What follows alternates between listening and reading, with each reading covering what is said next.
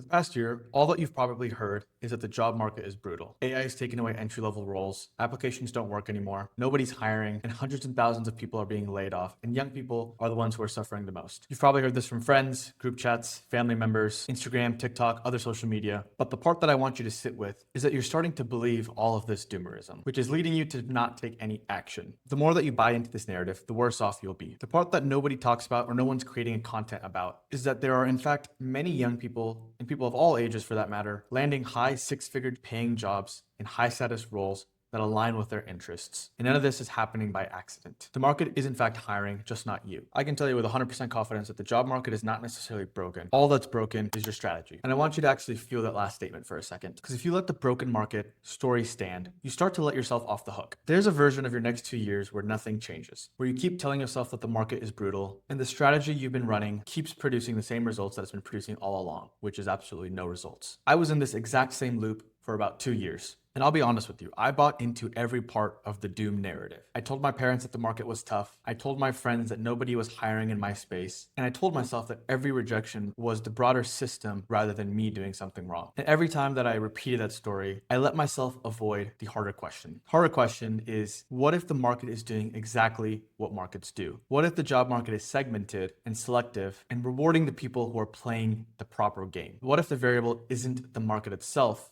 And what if it's the strategies that I'm using? The day I asked myself that question, things started to move. And it wasn't in a week or wasn't even in a quarter. But over time, as I adopted a new strategy, I was finding that the market is in fact not broken, just the way that I was going about it was. And that's the entire game. And so in this video, I'm going to do 4 things. First, I'm going to show you why the doom narrative that you probably believe spreads in the first place. Second, I'm going to walk you through the 4 strategy mistakes that put almost every young person into a doom segment of the market. You're probably doing some of these mistakes today.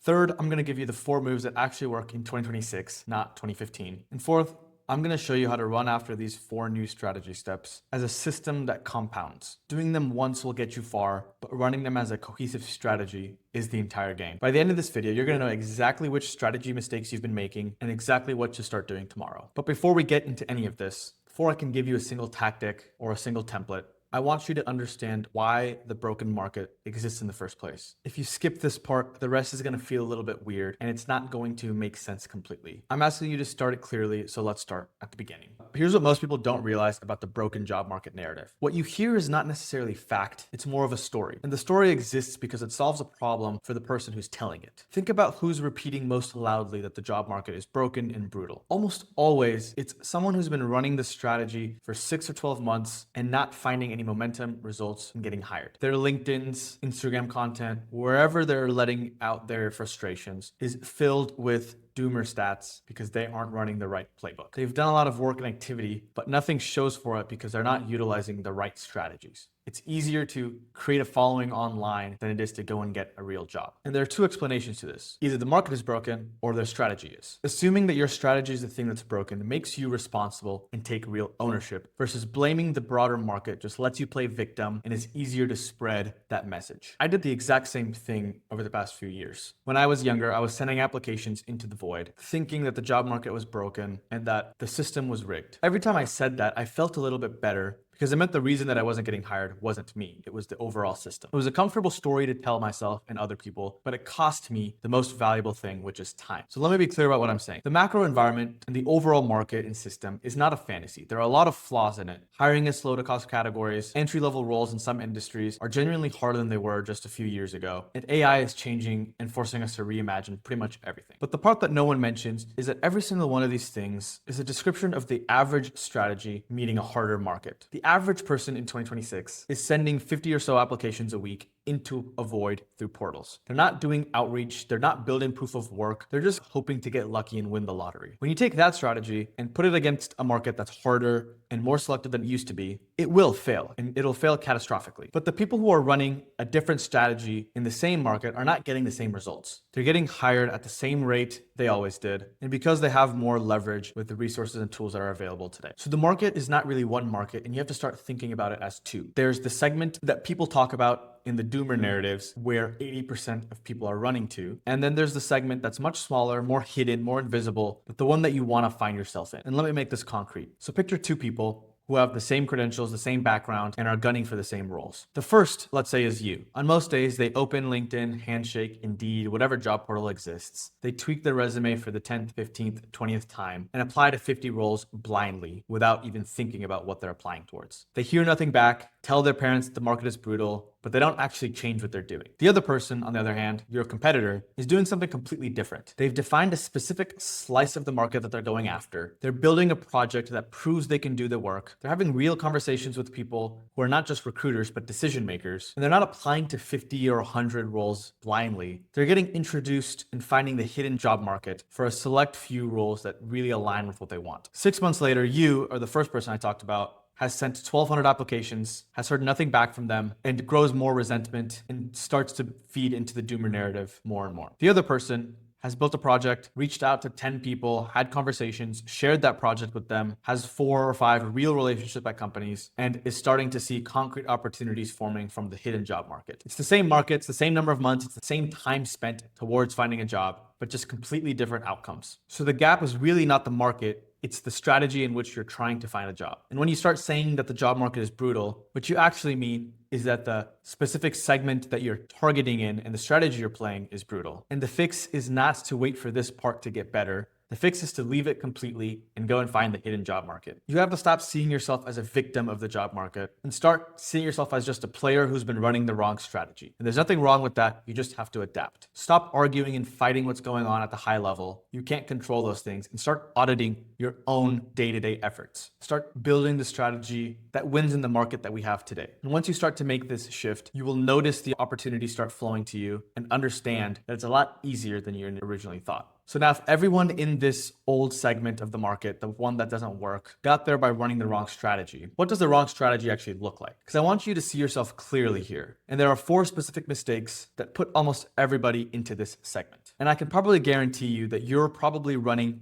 2 of the same mistakes right now. Let me show them to you. So all 4 of the things that are common mistakes feel very reasonable, but none of them are really strategies. They're just vibes. So the first is treating the market as one. When you say the market, what you actually picture is some giant pile of job opportunities and another giant pile of candidates fighting over a limited number of opportunities. You see yourself as one of the candidates in this pile, and so you start thinking, how do I beat everybody else around me? And that's the wrong question to ask, because the market is not one pile. It's hundreds of small markets stacked on top of one another. Early stage fintech in New York is a completely different market than defense tech in Austin. Strategy consulting recruiting is a way different market than ops at a growth stage company. Industrial market research is a way different market than becoming a front-end software engineer at a big company. The reason that the market matters is because the math changes wildly depending on which market you're in. In the generic all entry-level analyst roles market, you are one of 10,000. And that math and the odds are pretty brutal when you look at that. But in a specific market that's well-defined, maybe if operations roles at 50 to 200 people companies that are focusing on climate tech in San Francisco, you might just be one of 30 people. You didn't lower the bar or decline your expectations in any way. You simply just changed the room by redefining what you're trying to target and where you're putting your attention. The second mistake is that you're running the 2015 playbook. The 2015 playbook is volume plus applications plus resume optimization. It worked in 2015 because there are probably only 50 applicants per role, and the automated applicant tracking systems weren't that sophisticated. A polished resume was enough, and a human actually reviewed your application. Today, there are 500 applications per role. Automated systems filter as quickly as possible. AI lets anyone apply to thousands of jobs. And for the most part, no human ever views an application if you just apply blindly. This is the part that most students just plainly refuse to see. They assume that the playbook that they've been taught, that their older siblings use, that their parents use, still works today. And they just seem to believe that you have to keep doing more of it. So they go from 50 applications a week to 100. They reach out to a handful of recruiters, and they try to play this losing game that I can tell you right now is not going to work. You can't out-volume a system that was built and designed to filter you out in the first place. The 2015 playbook in 2026 is all just noise, and the longer that you stay using the old system, the worse off you're just going to be. The third most common mistake that people make is outsourcing your strategy in the job market to algorithmic content that's delivered to your feed. You watch videos, you subscribe to newsletters, you bookmark threads, you take notes on different tactics that you see on LinkedIn. You might be even commenting for people to send you their guides, and you feel like you're doing something because you're taking more information in. I love that you're watching this video, but what I need you to be honest with yourself is, are you going to actually do anything after watching this video? Because if you just watch this one and the next one and then somebody else's video and don't actually do anything, you're never going to see any momentum. You have to start taking action and stop just consuming information. Consumption is not a strategy, and you already know everything that you need. The difference between someone that watches a video and then goes take action is not intelligence, but it's a willingness to do the work. The fourth mistake that most people make is using the market as an alibi and playing victim. Every time your current strategy produces a rejection or a no response, you have a choice. You can either ask yourself, what about my strategy, or what actions did I take that I could do differently to produce the outcome that I want? Or you could take a step back and just blame the market, which is probably what you're doing right now. If you blame the market, your existing strategy stays alive and you don't have to change it. You don't have to do anything uncomfortable. You can keep doing what you're doing and keep blaming the market. And this is the most expensive mistake that you can make. The longer that you play victim and blame the market, blame other people, and not take ownership in the fact that your strategy is broken, the worse off you'll be and the more struggles you will just have. You cannot fix a strategy that you refuse to question, and you can't find the hidden job market without a strategy that will get you there. So this brings us to the part where I tell you what the real strategy looks like in 2026. So there's 4 moves. The first 2 are the foundation, and most students get them backwards. So let me walk you through the first 2, and then we'll move on to the next 2. So step 1 is that you have to resegment your market. Before you do anything else, you need to take a step back and redefine the room that you're competing in. It's not a high level topic like I want to work in tech, or I'm looking for something at the entry levels in finance. Those aren't markets, those are categories. You can't run a strategy in a category. You have to define a slice that's real and specific, and you can say in a concise manner. You should be able to finish the sentence that's flashed on the screen right now. An example of this is, I'm pursuing operating roles at a 50 to 200 person startup in San Francisco or New York that hire from outside the consulting pipeline. Or I'm pursuing senior developer roles at a consumer technology company where there are less than 100 people. It could also be something as, I want to work at Snapchat in their product management division building spectacles. You see how specific this is? This is a clear slice of the market that you can now create a strategy to go and target. And this is the entire test. You have to be able to say the function, stage, type of job, geography, and any other filter that's relevant to you in one sentence outlined very directly. This is non-negotiable because the moment that you move past entry-level finance to growth financial analyst, or from entry-level finance to strategic finance analyst at a startup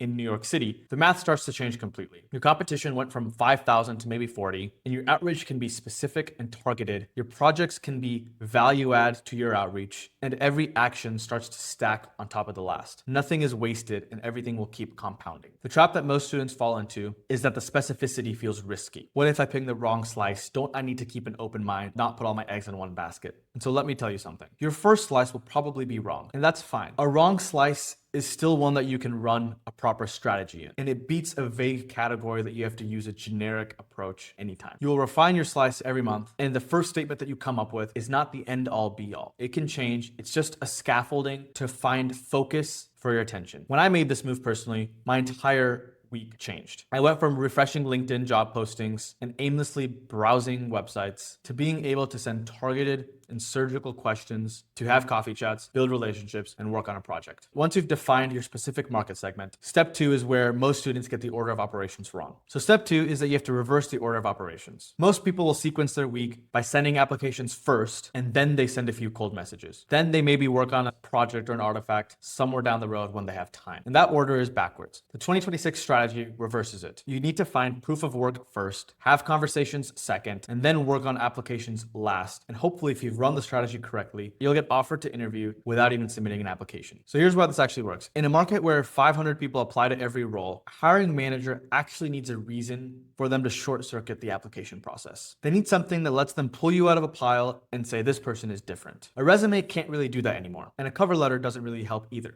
The traditional applications describe who you are, but they don't actually demonstrate what you can do. Proof of work differentiates this, whether it's a small memo, a small prototype, a simple piece of writing, just something tangible that proves you already think and execute like the people on the team. When you lead with proof of work, you stop being a candidate asking for consideration, and you start becoming someone who has already done all the work. And the team is now just formalizing whether there's a good culture fit. And so what you build depends on what we talked about earlier. What part of the market you're segmenting. What is your slice? If you're going into finance and within finance, public markets, you know exactly what the job is. And so you can start doing the job to a very minimum level to demonstrate your interest, your passion, and showcase that you can do the job. This works for everything, whether it's growth marketing, product, engineering, strategy, operations, whatever it is that you're interested in that you want to do, you can start doing the job to a very minimum level, and all it requires is 30 minutes a day. And so it's important to pick the format that matches what people in that role actually do on a day-to-day basis and actually want. You're starting to show that you actually can think like somebody who works there and talk their language. And this thing doesn't have to be perfect, which is the great part about this. It just has to exist. It can be a messy first draft, but it just has to showcase that you're doing things. So instead of what you've been doing, the new strategy and sequence is this. First, you have to pick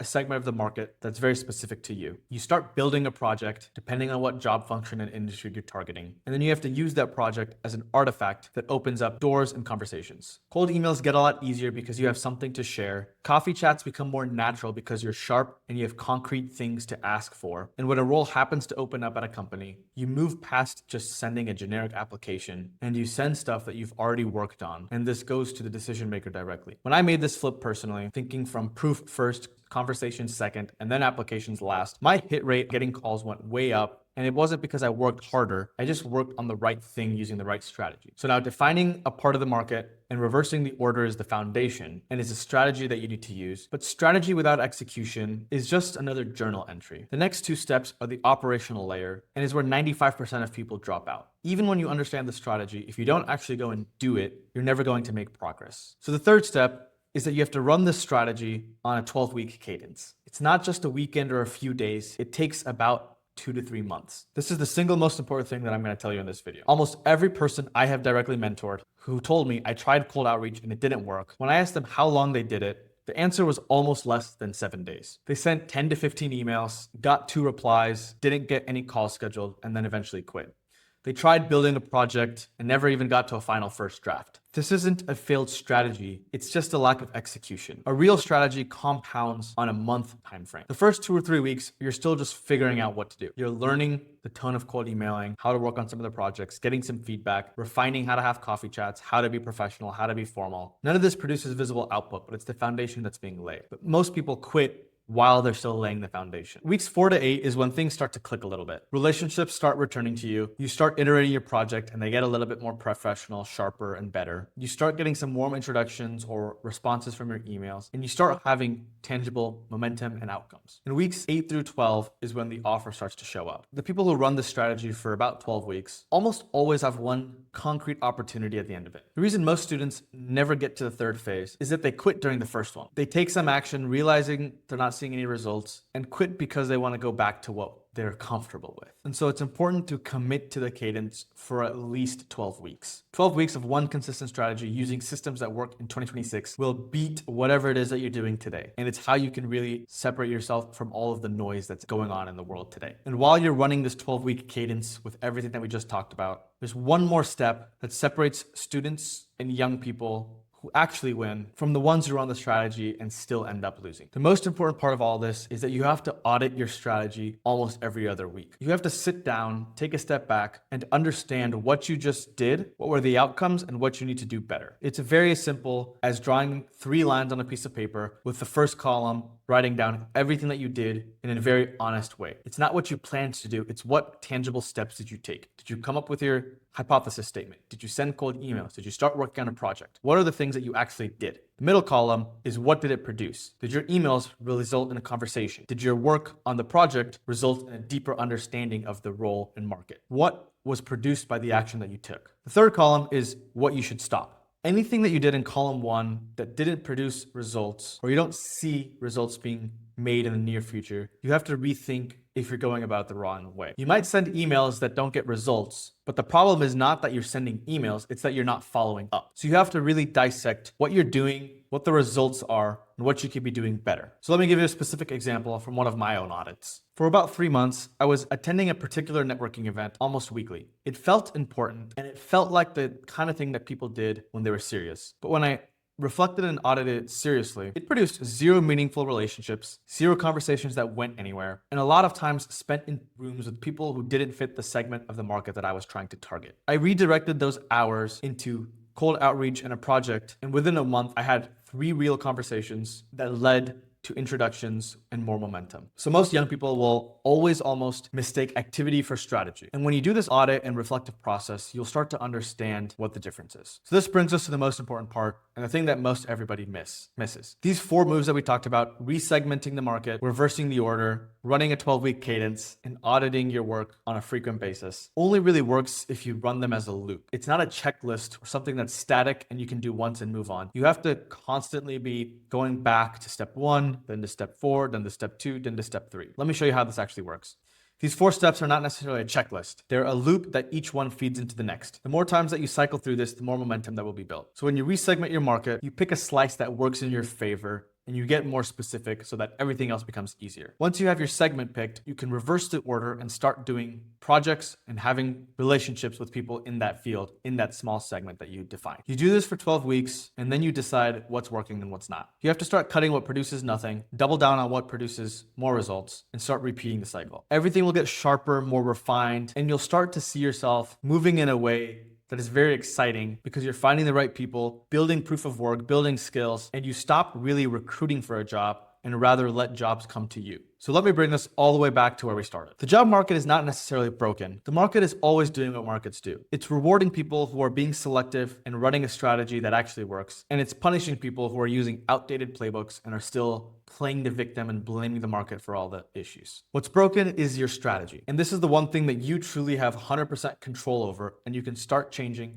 today. And I want you to actually sit with that. If you just keep blaming the market, you're giving away all of your power and agency to something you can't even control. But if you recognize that the strategy you're operating might be an issue and you start to change it and adapt, then very quickly you can start regaining control and start moving in a way that actually works in 2026. Because the issue is not the market. I've worked with many people who are finding jobs that they actually enjoy. And while it is getting harder and harder, it's still not impossible. I write about very specific detailed tactical playbooks in my Substack that goes over how to cold email, how to interview, other frameworks, other scripts that you can utilize when you're trying to implement this new system. So I want you to be honest with yourself right now and ask yourself, is the market actually broken or is what you're doing broken? Once you get to the point of understanding that the strategy that you're using is outdated, everything will become easier. Drop in the comments what you'd like to see me talk about next.